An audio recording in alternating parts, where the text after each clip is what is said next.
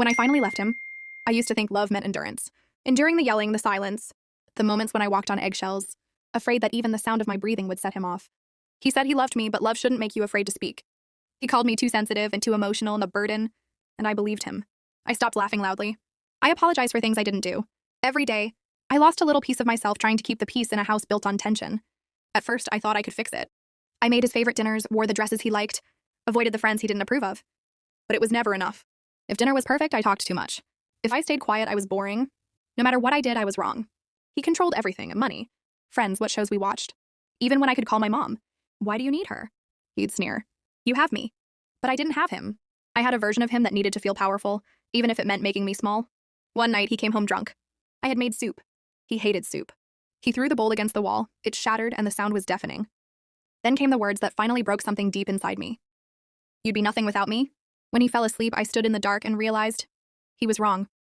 Maybe I was nothing with him. So I packed one small suitcase, jeans, a sweater, the photo of my mom. I left my wedding ring on the kitchen table and stepped outside into the rain. My hands were shaking, my heart pounding so hard I thought it might stop.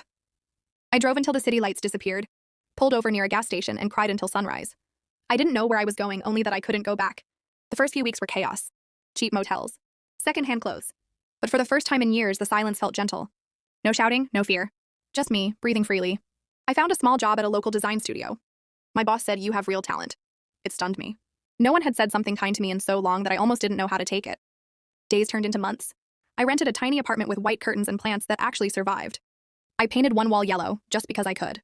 I started to laugh again, loudly, unfiltered, alive. Sometimes I still think about him. Not with hate, but with clarity. He wanted control. I wanted peace. And now I have both: control over my life and peace inside my heart. Last week I passed a jewelry store. In the window was a gold ring, almost identical to the one I left behind. For a moment I thought about buying it. Not as a symbol of love, but of freedom.